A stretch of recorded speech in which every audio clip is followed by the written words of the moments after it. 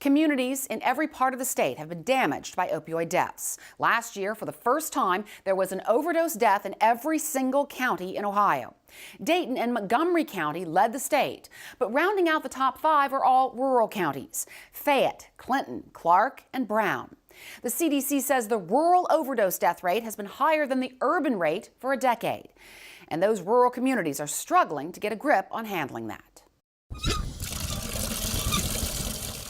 Roger Weinmiller farms 3,400 acres in the small community of Blanchester in Clermont County. There was a time when he admits he didn't want to talk about what happened to his family.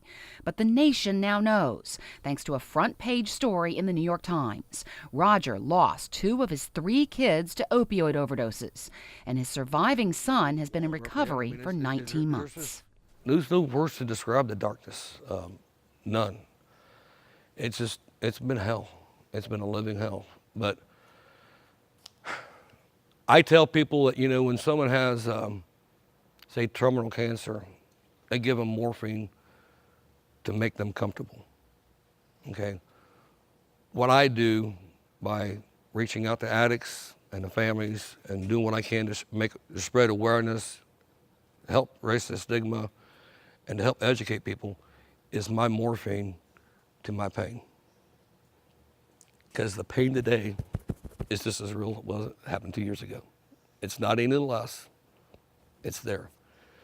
And every day, multiple times during the day, I walk back that hallway to that same bathroom where I found my dead daughter at.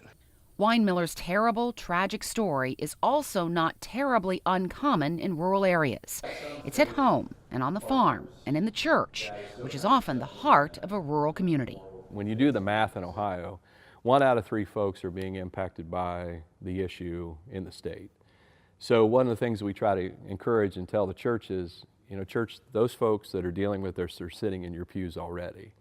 And Delaney knows. He got sober after a pastor visited him in the hospital during his 18-year battle with alcohol. And he's now a leader of a church that serves hundreds seeking help for addiction, just blocks away from Xenia's illegal drug hub, and 20 minutes from Dayton, the state's opioid overdose capital. The church's ministry includes a men's sober living house, a pay-what-you-can-afford cafe, and a program to help deal with what he calls the ripple effects of addiction: homelessness, hunger, and poverty. Delaney says there's a place for faith in this fight, even for non-believers, because churches can bring together partners from all over. His idea of recovery as a mission for the church got him a gig as the faith collaborator for the Ohio Attorney General's Heroin Outreach Unit, and landed him an invitation to the White House in March.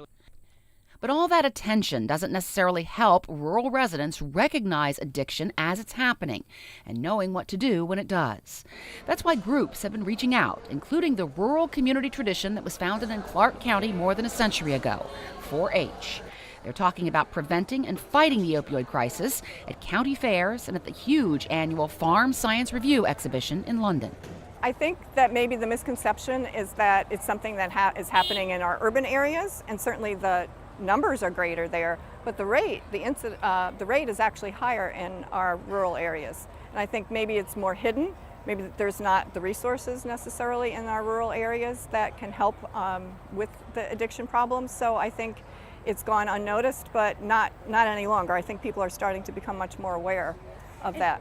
That closeness in rural communities can be an advantage if the community learns to understand addiction. Delaney says that's also part of his mission, not just showing addicted people they can turn to the church, but educating church people not to turn away.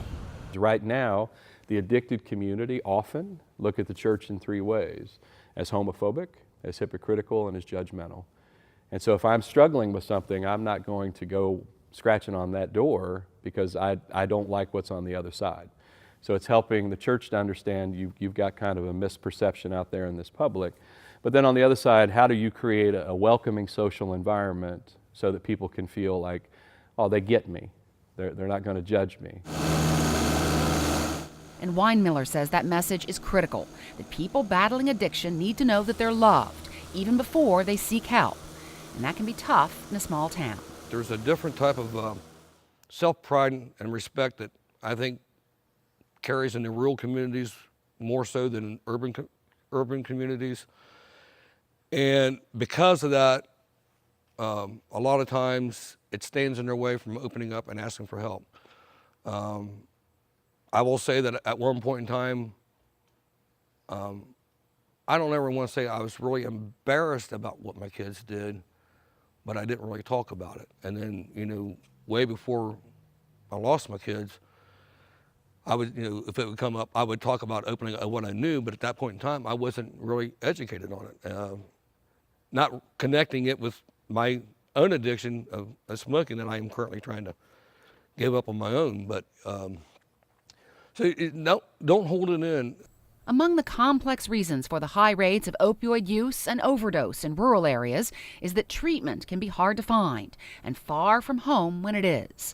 A study released last year from Ohio State University's SWANK program in rural urban policy found Ohio has enough treatment capacity to reach only 20 to 40% of the up to 170,000 Ohioans who need it.